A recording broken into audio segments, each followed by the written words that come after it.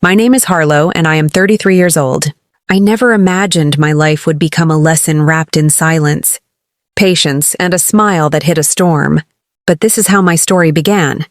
It started on an ordinary Tuesday evening when my husband came home earlier than usual.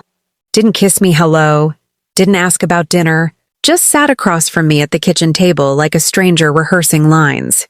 He said it calmly, almost politely, as if he were ordering coffee. He wanted a divorce.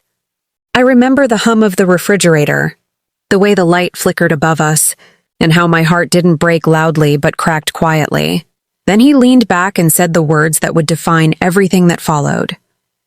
I want the house, the cars, everything except the son. My lawyer would later beg me to fight, but in that moment something inside me went still. I looked at the man I had built a life with, the man who believed love was measured in property and power, and I smiled. I said, okay, give it all to him. Those words shocked everyone later, but right then they felt like relief. Everyone thought I'd lost my mind. Friends whispered, my family panicked. Even my lawyer stared at me like I was throwing myself off a cliff. At the first meeting with attorneys, my husband sat smug, confident, already dividing our life into what he would keep and what he would discard. I watched him list assets like trophies, the house I decorated, the cars I chose, the savings we built together. And when he repeated it again, louder, clearer, as if for the record, everything except the son, I felt a sharp, quiet resolve settle into my chest. I didn't argue. I didn't cry. I didn't raise my voice. I nodded. The room filled with confusion. My lawyer pulled me aside, whispering urgently that I had rights, that this wasn't fair, that I could take half, more than half, that judges wouldn't look kindly on his demands.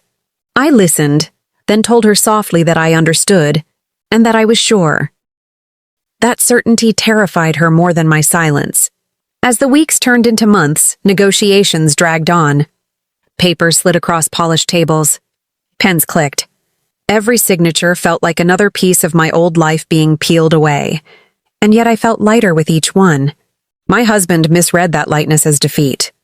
He started smiling more, walking taller, telling mutual friends how reasonable I was being, how mature, how easy this divorce had become. He didn't see the nights I stayed awake, replaying conversations, gathering strength, planning without speaking. He didn't notice how carefully I listened, how closely I paid attention to what he rushed past. He believed winning meant taking, and I let him believe that. At the final hearing, the courtroom was cold and formal.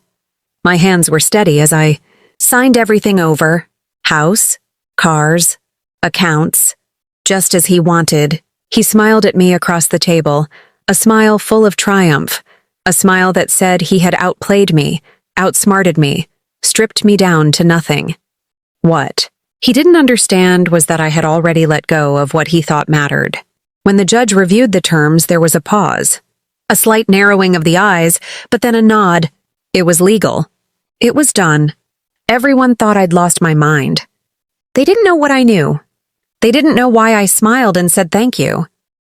Because while he was counting walls and wheels, I was holding on to something far more valuable, something he had dismissed with careless arrogance. When he said everything except the son, he thought he was being generous. He thought he was leaving me with a burden. He had no idea that those words were the moment he lost.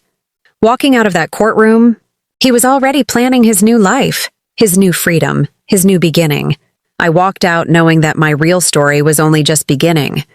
And if you want to know how a woman who gave up everything actually won, how a smile became strategy and silence became power, make sure you subscribe to the channel now, because what happens next changes everything.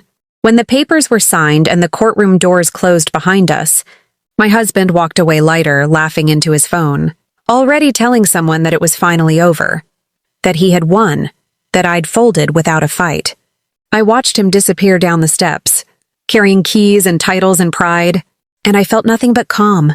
What he didn't know, what no one but my lawyer and I fully understood, was that the moment he said, I want the house, the cars, everything except the son, he had unknowingly handed me the only victory that truly mattered. From that day forward, I became my son's sole legal guardian, not just in name, but in authority. decision-making, future planning, and protection. The agreements he rushed through to secure his assets gave me full custody, full control over education, healthcare, relocation, and inheritance rights tied to me, not him. He didn't read the fine print because he didn't care. To him, our child was an inconvenience, a responsibility he was happy to leave behind as long as it didn't cost him comfort.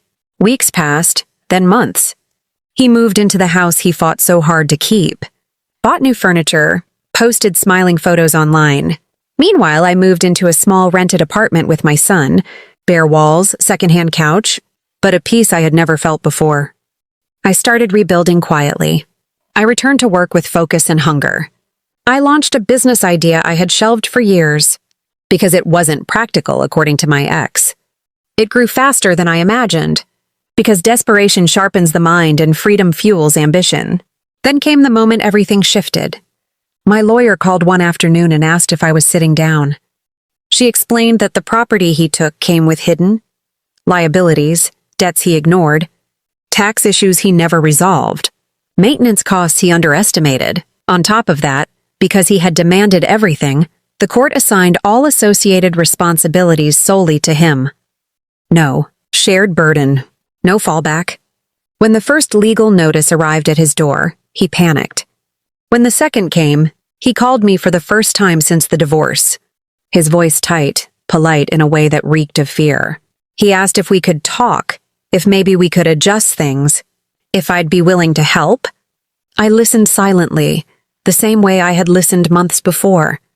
Then I reminded him gently that he got exactly what he asked for. Everything, except the son.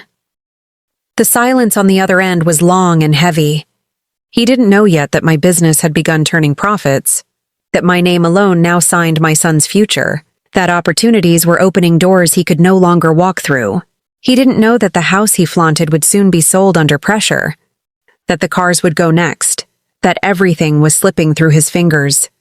At the next hearing, because there is always another hearing, he smiled again when he saw me, confident as ever, until his lawyer leaned in and whispered. I saw it clearly, his face drained of color.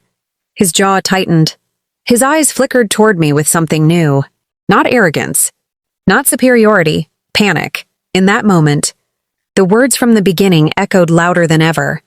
My husband took everything in the divorce. I smiled and said, "Thank you." Because now he understood what those words really meant.